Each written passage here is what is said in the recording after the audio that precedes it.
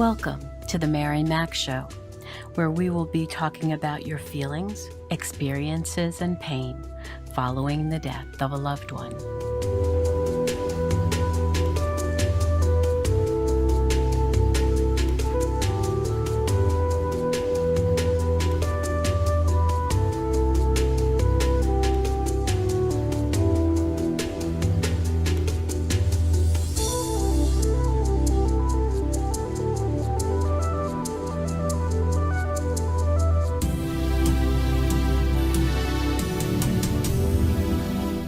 Hello, my friends, my warriors. This is Mary Mac of the Mary Mac Show. I have the great privilege of being with Rebekah Brown. She is living in Oklahoma, although a little earlier in life, when her son Cole was alive, they were in California, and she'll tell us that extraordinary story. Cole was just 18 when he died. He died on September 2nd, 2021, in the thick of COVID, of fentanyl poisoning. He is survived by his sister Ella, who was 16 at the time, and brother Seth, who was 12. And Rebekah is married to John Purcell, who has been a great strength to her. And I'm so grateful for that. So I'd like to introduce you to this wonderful woman. She is involved with the Oklahoma Society or branch of drug-induced homicide. And she is also involved with Oklahoma's Families Supporting Families. So thank you, Rebekah, for being here today.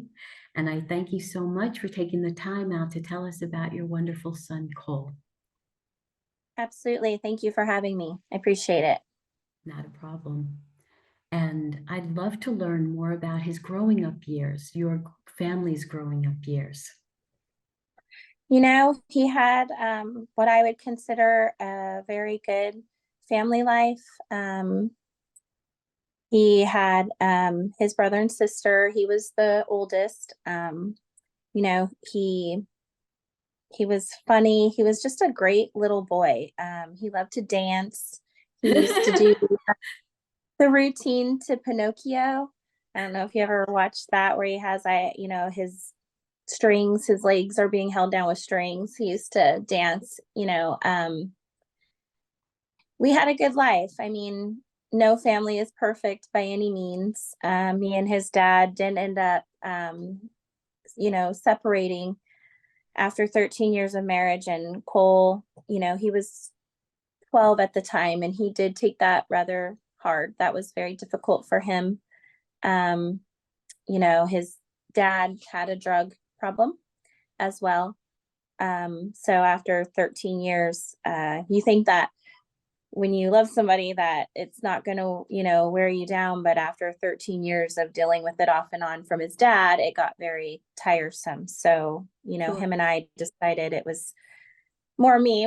It was time for a change for everybody, but overall, I mean, we had really good times. We went on vacations, we did fun things with the kids. I did a lot of art stuff with him. Cole loved baseball. He played baseball from 4 years old, all the way into high school. So, Oh my. Yeah, I think he had a pretty averagely normal life, whatever that means. What's normal these days? We don't know, but Yes, that's true. he had a family that loved and supported him. We supported him anything and everything he chose to do. We were behind him. So, we did the best we could,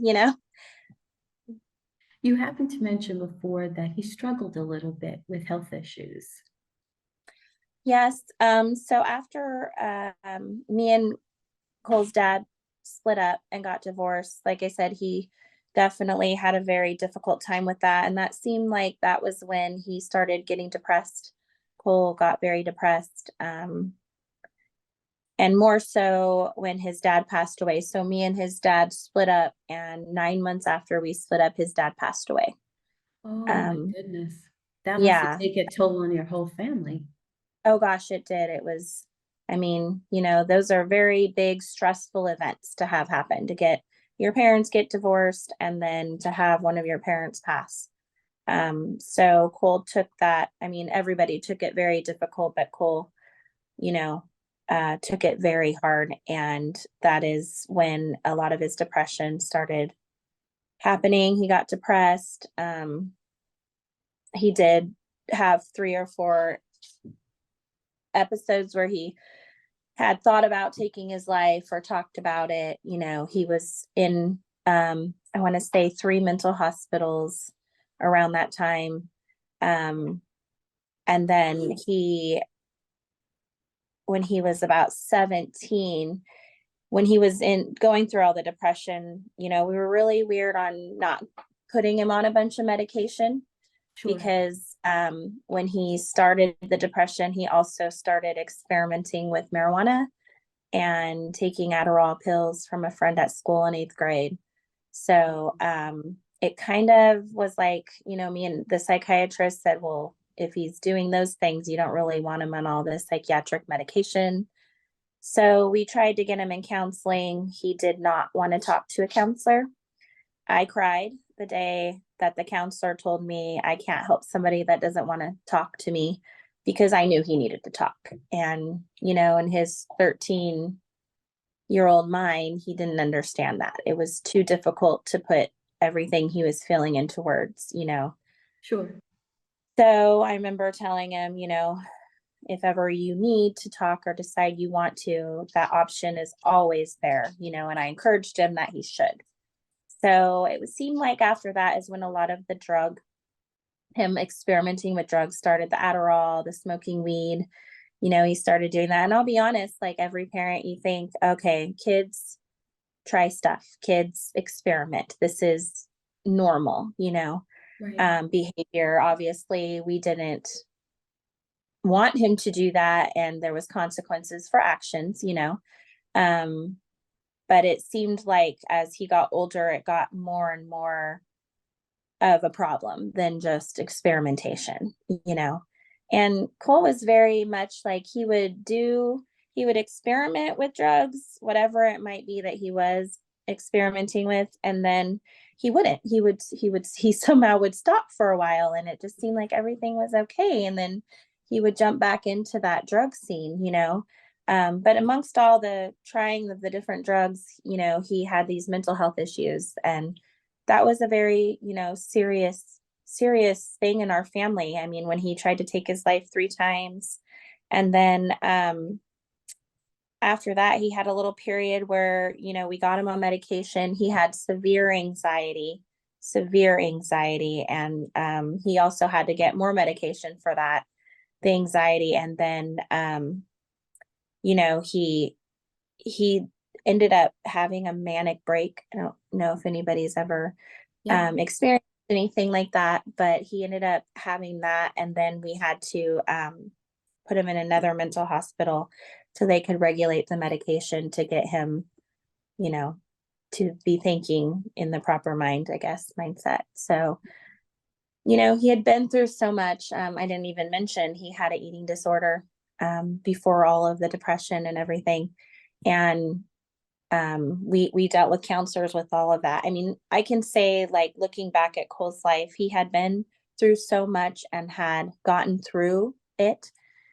For what took his life to have taken his life just completely, like, blew my mind. You know what I mean? Like, he had been through so much and survived all these things.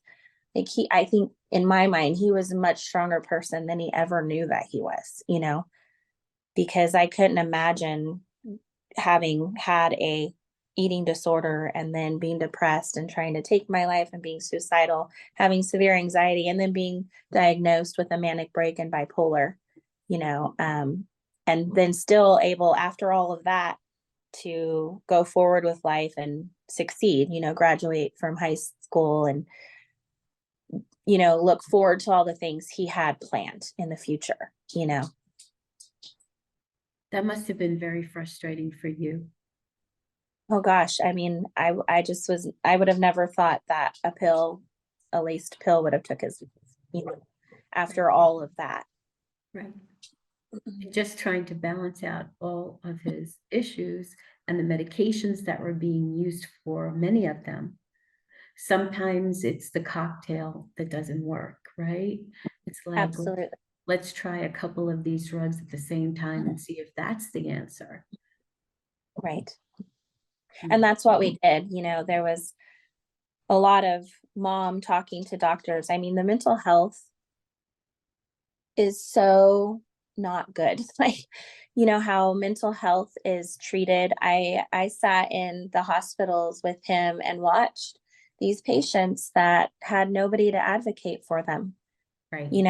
and they were given something and shot back out on the street, and that they weren't given the help that they needed. Like, that someone, like, I was able to fight for Cole on his side, and me being in my right mind, be able to be like, no, he needs more, he needs something different, you know what I mean? Like, we need Yes. more help, where I saw other people in the hospitals that were just given a pill and released, you know what I mean? So mental health has a long way to go, and I firmly believe that mental health and drugs sometimes, many times, go hand in hand, whether it be the person has mental health issues and seek the drugs, or they got mental health issues from taking drugs. Yes. It could be It, either it side, either side. absolutely, absolutely. So Would you please tell us, you were living at the time in California, and you told me that you had sold your house and the plan was to move to Oklahoma. Will you continue that story? yes, I will. So September 2nd, we had sold our house, and the plan was that day, me and my husband John and Cole's brother and sister Ellen Seth, we had all of our stuff packed up in a trailer, and we were going to be moving to Oklahoma. My mom and dad, Cole's grandparents, Cole lived with his grandparents at the time, um, because he had turned 18 and gotten in a little bit of trouble. That was honestly because of his drug use. So he had decided he was an adult and didn't want to live at home and didn't want to be under my rules. So he was living with my parents at the time, which in my mind, I was okay with that, because I thought, well, maybe he needs his grandpa, to be that strong man role model, because you know how stepdads and sometimes aren't always, Cole loved John, but he was also very not willing to listen to him all the time. You're not my dad. Yeah, yeah. So when he chose to live with my parents, I was okay with it. I thought, well, guess where I was trained by my parents. So they're going to have the same rules, but okay. So Cole was living with them. My parents also were moving to Oklahoma along with Cole, but they were going to be 2 weeks behind us. So Cole was going to stay, since my parents are in their 70s, and help them pack up and move out a couple weeks. So we were moving, and then Cole was going to be moving with my parents 2 weeks later. So the day we were going to leave, Cole was supposed to come and see me, and before I left, and Cole was very much a mama's boy. He was my buddy. He was my son, but he definitely, like, me and him, we talked every day. He came over. He was worried about me leaving, and him being there in California for 2 weeks. And I was like, well, if you need to come, then we'll just fly you out sooner. It's not a big deal. So he was okay with that. He was actually very much looking forward to moving. Cole was. So that morning when we got up and Cole did not show up to see me, it was around, I want to say around 9 or so. I started worrying about him, 9 in the morning. I had asked, I was like, hey, but I kind of got to roll back here. So the previous day, Cole had gotten in trouble at my dad's house for vaping in his house, because Cole was the kind of kid, it was nothing. He couldn't do anything. It was all or nothing. You know what I mean? Okay. So Yeah, it wasn't a lot. 100% or nothing. Okay. Exactly. He was like that. He couldn't just vape. He was not like that. Once vaping, it led to more things for Cole. He just couldn't stick with just vaping. So he just wasn't allowed to do any of that. And my dad had caught him vaping. So he had said, you either need to throw that away or you need to leave. Well, Cole decided he was going to leave. Cole had a job, he had money, so he decided the day before we were moving, so that would have been the first, to go and get a hotel room. And it wasn't normal for Cole to be in a hotel room. Okay. It wasn't like he did that all the time. He was mad. My dad was mad and he was going to go do what he wanted. Right. Right. So he got this hotel room. So I knew he was staying in the hotel room the day before. I had spoke to him. He had actually called my dad and apologized and said, hey, can I come back the next day? So my dad said, sure, I would, yes, thank you for apologizing, come back tomorrow, which would have been the September 2nd. Okay. Well, So in one respect, that was really a good thing. So your dad never had, absolutely, their last words were good words. right. Nobody wants to end with angry words, Yes. So that next morning, we knew Cole was staying in a hotel. I had his room number. I knew what hotel he was staying in. Um, when he did not show up on the 2nd when we were leaving, I started worrying about him about 9:30. I was texting him, Cole, are you okay? Cole, are you awake? Cole, hey, are you coming? I was really concerned. And my dad and John were trying to play that devil's advocate and was like, he's just sleeping. You know what I mean? And Cole is a very, very strong sleeper. He's a heavy sleeper. So I was like, okay, but you hear people and parents and moms especially say that they had that thought like something wasn't right. You know what I mean? The And so intuition. yes, the intuition of something wasn't right. So I kind of was feeling that the whole morning. And then it was time for us to leave. So it was like 11:30. We were supposed to be loaded up and leaving. So anyways, I ended up calling the hotel and I asked him if he had checked out, and they said he had not. And I asked them to do a well check on him. Oh boy. It was very chaotic, and even trying to remember the sequence of everything today is still kind of, I don't know what the term I'm looking for, but very hazy, I guess. Hazy. Yes. Yeah, just it seems like it was a dream. You know what I mean? But I called them and asked if they would check on them. And for some reason I hung up and called him back about 5 minutes later. And keep in mind, I'm driving, like we're getting ready to like get on the road. We were getting gas and we were getting ready to take off. And I hated leaving not having spoken to him because it was just so out of the ordinary for him not to show up to say bye to me. So I called the hotel back again and I said, were you able to get into his room? And they said he had the lock on it. So they were waiting for maintenance to come and unlock the door. So they ended up, I hung up again. I was just kind of like, didn't know what to do, like something didn't seem right. So I called back a few minutes later and we were heading towards the freeway at this point, and I said, so did you get somebody in there? And they said, we did, ma'am. And when we went in there, your son was unresponsive. So we called 911 and the ambulance is on their way. Oh So my you can goodness. only imagine, in my car, it was myself, my daughter, and I had 3 dogs in the back seat, 2 lizards, and 4 fish in my car. And yeah, we were getting ready to head out. Wow. The Ark, we called it the Ark. I was the Yeah, one yeah, that yeah. animals. So I mean, I panicked, and I remember driving because the hotel that he was at was about 23 minutes, and it was the longest 23-minute drive in my whole entire life. I remember just, I'm sure it was traumatic for my daughter to hear that what I was saying, but I was just praying, like yelling out loud, dear God, please let him be okay. Please let him be okay. And I knew in the back of my mind that the fact that he wasn't answering the door and they had to cut their way into the room, that was not a good sign. I remember thinking that, but just praying to God. I don't know if you've ever seen that movie, The Soul Surfer, where the girl gets her arm cut off by the shark. No.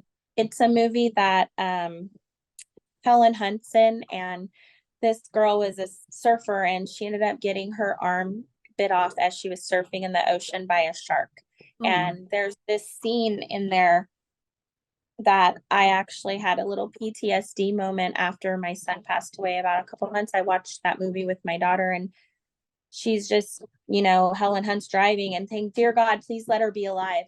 And it was exactly, if you've ever seen that movie, that's exactly what was going on in my vehicle at that time. Like, just, dear God, please, please let him be okay. Please. We drove up to the hotel, and I remember seeing an ambulance leaving with no lights on. And I'm sure, I mean, anybody knows that's not good. No, Either they're okay or they're not okay at all. It's one of right. the two. So I pulled up, and my daughter yelled, because at this time I'm just bawling, and I don't even know what I was saying at that time. Like, oh my God, I can't believe, I can't believe this is happening. Please let him be alive. And she's like, Mom, just pull up to the front and get out and go in. So I did. I just pulled up, jumped out of the car, and went in. I was like, I'm Cole's mom. And they knew his name because I had said, like, oh, whatever floor he's up on the set when I got up there. I remember walking up to the room, and they had the door propped open, with the bathroom door where you couldn't go in or out. And I walked up, I wanted to go in there so bad. And the officer met me at the door and said, ma'am, you can't go in there. Your son has passed away, and we are calling it, we're due to his age and the circumstance surrounding it, we are calling it a crime scene. So nobody's allowed in there.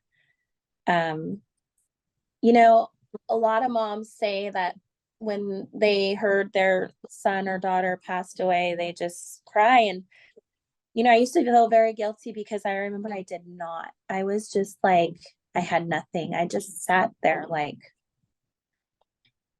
so, like, I didn't know what I was going to do. You know what I mean? Just like shocked, I guess is the word, in shock. And then my dad ended up showing up, and my husband showed up.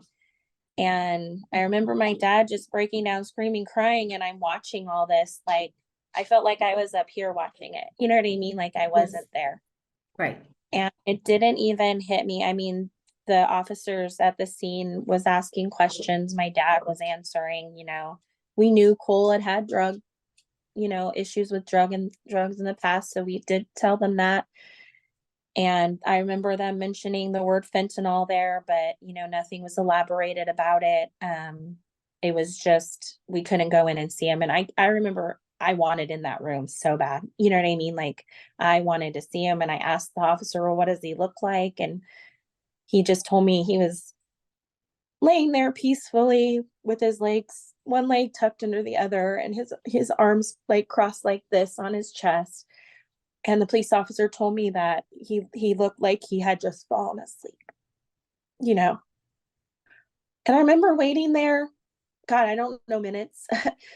It seemed like I was barely there, but I know I was there probably at least an hour. And then my husband finally was like, I think, we should just probably leave. And I remember walking out of the hotel. I got in my Jeep, and for some reason I called my hairdresser. I don't even know why I did that. Like, I just randomly called her, and I mean, we're friends, but not like close friends. And I just told her my son died. Like, I just said it, and then I just started bawling. Like, I just uncontrollably, like, I don't know, maybe I had to say it. I don't know, Right. but it hit me like I'm leaving without him, like he's not coming with me. So that was that is the hardest thing for me to even share and talk about. I do share about it, but that day specifically is just devastating. Nobody expects to have to do that. No mom, No. it's not normal. So that was the day he passed, and we did not go to Oklahoma. We went back to my parents since we did not have a home because we had sold ours. And yeah, we went to my parents, and we stayed at my parents for a month Wow. until I got Cole cremated, and we had a celebration of life for him. because I refused to leave without him. Um, and we stayed in an air mattress in there because there was their bedroom, and then my nephew lived with my parents also, and then Cole had a room, so there was only 3 bedrooms, and I didn't let anybody in Cole's room. Like I barely even went in there. You know, which is a whole nother story because 30 days later we had to pack that room up. So, it That was must have very, been tough. because I wanted my house back. I wanted my house back. I wanted, everything that had Cole in it. I wanted my home back. Right. But that was not anything that could happen at that time, obviously. So, but to have to 30 days later pack up his room I had to leave. I didn't even do it. I let my dad and my husband do it, and I just had to leave. I couldn't even be there for it, because in my mind, I'm the kind that would have kept it like that, the way he left it, for probably forever, you know? So yeah, that was a lot of stress, the moving on top of the losing Cole, then having to live with my parents and sleep in an air mattress. And, it was just a lot. It was a lot of stuff in a short amount of time. Without a doubt. And you're trying to take care of everybody, including your 2 little ones, Oh young yeah. ones. I remember, like, I just couldn't eat for probably 2 weeks. Like, it was awful. Like, everybody was worried because I could not eat. When I did eat, it just tasted awful. Mhm. And I just couldn't believe that had happened. Like, we had lost his dad, and now to lose a son. My ex-husband passed away, and then to lose a son was just, I couldn't even believe it. It was just unfathomable that something like that could have happened, those two things. Right. So So it close was a lot. together. So close Yeah. together. Mhm. Yeah. And so then I assume your parents had sold their house too, so you were all moving. Yeah. So he had passed away, and then we were able to stay for 30 days, and then they had to move as well. So we had Cole's celebration of life. I almost didn't have a celebration of life for him. Um, and this sounds silly, but I wasn't sure if anybody would show up. Like, Oh, I don't know. I didn't know. I mean, Cole had friends and we knew a ton of people, but when he was doing stuff he didn't bring the friends around me. You know what I mean? Like, sure. so I always was, as a mom, was like, hey, do you have friends? Are you good? Like, you only need one good friend. Like, I was his friend. You know what I mean? Like, I felt like that. But Cole did have friends. I think we counted like 300 cars in the parking lot. Oh my So gosh. we did it out at a fishery, and his sister made a video, like with music, and we had these pictures I there was with the map. noticing that. Look at all the signatures around that. Yeah, there was a lot of everybody signed, and we had several of these that people signed and left little notes, like, we love you, Cole. Um, I don't know, fly high, homie, their kids. I love you, Cole. You're the best big brother ever, stuff like that. Um, people's names.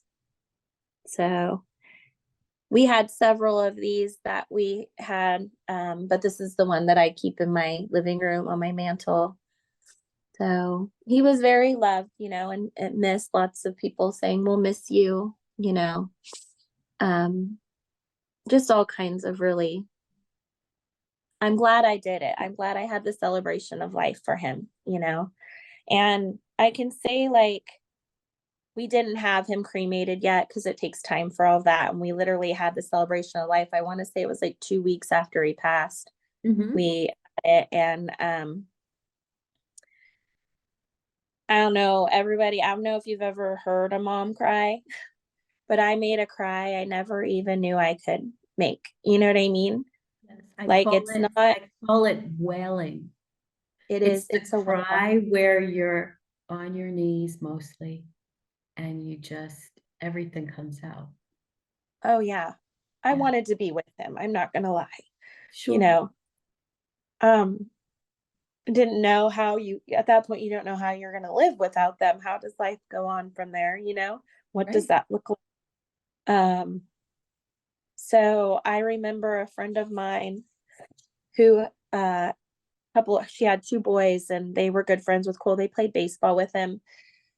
And afterwards, she had messaged me and she said, I just want to let you know that my boys heard you cry and they told me that, Mom, I never want you to have to cry like that. And they told her, I will never do anything, any drugs or anything. Cause they didn't, I mean, that was awful, I'm sure. You know what I mean? If Yes. you've never heard it, the first time you hear it, it's just heartbreaking, I'm sure. I mean, I did it. I didn't get to hear it. I heard myself do it and I thought, oh my gosh, that came out of me, but I was pretty numb. I'm not gonna lie. Like I just was there, but not there, Yes. for probably the first two or 3 weeks. And then on the fourth week, I had to drive from California to Oklahoma, which was 2.5 days. And my daughter, we got back in to make the move, and it was very difficult for me to stay in hotel rooms because my Of son had just course. passed on. So every time we'd walk into, which I didn't even tell everybody this, but it was very difficult because all I could think about was that hotel room. Sure. I didn't want to do that, but I didn't have a choice. So I did that. We stayed in two hotel rooms, and then every morning I'd get up, get ready, get in the car. My daughter would be there, and I would just cry, and drive. And she would just, it's okay, Mom. And she would pat me and let me cry. You know what I mean? But I remember that was so hard, you know? I was having to do a lot of things I absolutely did not want to do. You know what I mean? Hmm. But, and a lot of people say, oh my gosh, you're so strong. And I did not feel strong. Yes. I, It's I almost never, like I have to do this. It's not like I yeah, want to do this. And exactly. It's like you do what you have to do, almost like a robot mode. You know what I mean? Like yes. I just Yes. I had to do it. And I Hmm. might not have won, but I learned after my son died, there's a lot of things in life that I didn't want. You know what I mean? That I did not want to happen. But somehow, I don't know how, I managed to make it through those things. So we made it to Oklahoma and we got into our house. And I have to tell you, like the first 5 months, it kind of went like this: take the kids to school, come home, cry. I cried so much my three dogs would cry with me. I'm not joking. I have a lab, a husky, and a rat terrier, and the lab would just sit there in front of me and cry because I would just sit there and cry. And I changed a lot. Like I was very social. Didn't want to go anywhere. I mean, I'll be honest, there was, and maybe I'm sure moms or dads can relate to this. Like I didn't even shower sometimes for like 10 days. You know what I Yeah. mean? Like to Yeah. the point where my scalp hurt because I hadn't washed my hair. I was not doing well. Let's just say that I had really no friends in Oklahoma. My son had just passed away. My husband went to work. My kids were at school. All I had was the time to sit there and think. I do remember during those first 5 months, fentanyl. Okay. What the heck is fentanyl? Right. I I am very much a researcher, so I did jump into online and try to find anything and everything I could find out about fentanyl, what it is, what it was originally used for, where it came from. I mean, the list goes on. I read and read and read, and then I found all these sites on Facebook, drug induced homicide being one of them, and realized, okay, I'm not alone in this. Look at all these families. Oh my gosh, how did I not know about all these families before my son died? We had maybe heard about one family that had lost someone from fentanyl, actually, two. And I was one of those people to this day that I'm trying to teach people don't think this way because I thought it was random. You know, two people in our county had that I knew about had passed away from fentanyl. Oh, I knew my son had experimented drugs, but what are the chances that could even happen to him? I was one of those people. Um, it makes me angry. I'm not going to lie that we weren't being made aware of it in 2015, 16, 17, 18, Yeah. which will lead to where a little ways from here, I will explain what I've done with it. But I definitely researched amongst my tears. I actually, and I will say, I'm sure a lot of people, I had very dark thoughts. I ended up going and seeing a counselor. My husband was like, you need to go talk to somebody. Talking consisted of sitting there for 45 minutes just crying. That's what I did. I cried, and the poor man, super nice counselor, just sat there and he let me cry, you know. But I had found when I would go to the counseling appointments, my tears at home got a little bit less. That's good. Um, yeah, so I was like, okay, I'm just gonna keep going to this, and if I just cry, maybe I just need to have someone be there when I cry with me. Absolutely. So Sometimes you need like someone who's giving you their condolences, like giving you their sympathy, you know. yeah, yeah, Um, it just was more, it was better to have him there than my dogs crying with me. I felt that I was making my dogs cry. This is not normal, you know what I mean? So I'm like, this is bad. So my husband, he was one of the first ones to be, and it wasn't like, um, go to a counselor, you're losing your mind. He wasn't like that. He was just like encouraging, like, hey, you probably should go talk to somebody. So I did do that for a while. And then he finally, I mean, my husband was once again, probably I think I went to a counselor for like 3 months or so, maybe. And then I finally came to the point where like I don't really have much more to say to him. I'm not really sure where I'm at with the counseling, and I wasn't sure about it. And then my husband's like, well, you need to find something to do, you know. And I was like, okay, what am I gonna do? So out of the blue, I had this random thought, like I'm gonna reach out because I was a member of the drug induced homicide in California.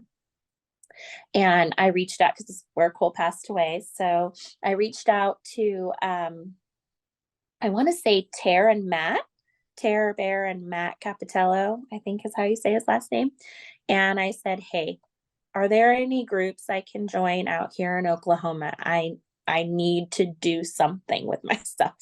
So yeah, so they were the ones who told me, I think it was Tara that said, oh, well, there's a group out there, Family Supporting Families. Diane Searle is the leader of that group. So they put me in contact with Diane. I messaged her right away, and I told her about Cole. She asked me a bunch of questions. I, told her everything.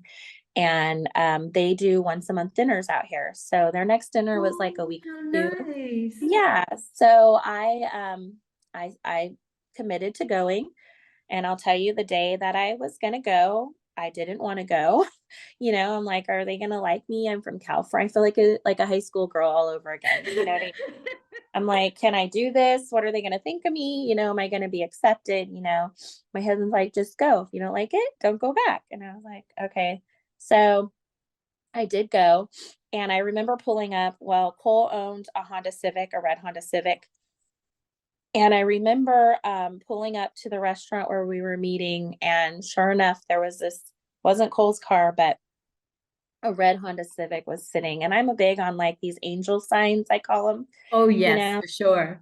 Yeah. So I pulled in, and I was like, I remember taking a picture, sending it to my husband, and I said, well, I think I'm where I'm supposed to be, because Cole's car is here. He's with me in a way. Not really, you know what I mean? Yeah, Like in his spirit. angel. He's with you in Yeah. spirit. So I went in, and I immediately connected with all the moms. I felt when I went, they usually tell a story. So I think it was Diane told her daughter's story that night. Mhm. And, I cried and they cried, and it wasn't like I was weird.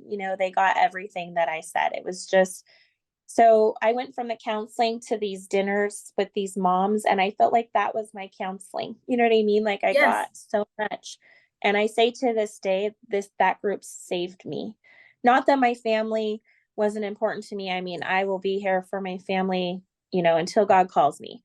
and my day is my time to leave here on earth. But this group and the friendships I made and just the support from them, it saved me. And I think it was like the second or third dinner, and I told Diane, I said, okay, I need a job. I had moved to Oklahoma, like I said, and I wasn't working. So um, she's like, okay, so we make posters for loved ones, that for people who've lost their loved ones, and we take them to rallies. At the time, they did 2 or 3 rallies out here. So I started making these posters for these rallies, and they're big. They're like 20 by 30, and they say their picture, and I mean their name and their forever age and what they passed from. And I started doing that, and then it just kind of started like a ripple effect. I got into doing that. Me and Diane got to be, really good friends, and I was like, okay, I want to do more. Like I said, I had researched a lot, so I had a lot of knowledge. I went to a forum they put on in Broken Arrow out here, which is another town, and I got interviewed, and I was like, oh my gosh, I don't even know what I'm going to say, but like, the more I talked about it, the more I healed from sharing about it. I'm going to stop there. Next week, we'll complete our conversation with Rebekah Brown regarding her son Cole's death to fentanyl poisoning. We also talk about the case and her advocacy work with drug-induced homicide, their Oklahoma chapter, as well as another group, Families Supporting Families, which she has gained great strength from. Thank you for being here. Please subscribe, share, rate, review, and comment especially to let others know about this. It will help us increase in the algorithms, and it's so important that you do that so that more people will be exposed to this information. People who truly need it, people who we hope will be helped, especially that they will never know what it is to lose a child, especially to poisonings like this. We love you, we're grateful for you, and we look forward to seeing you again next week.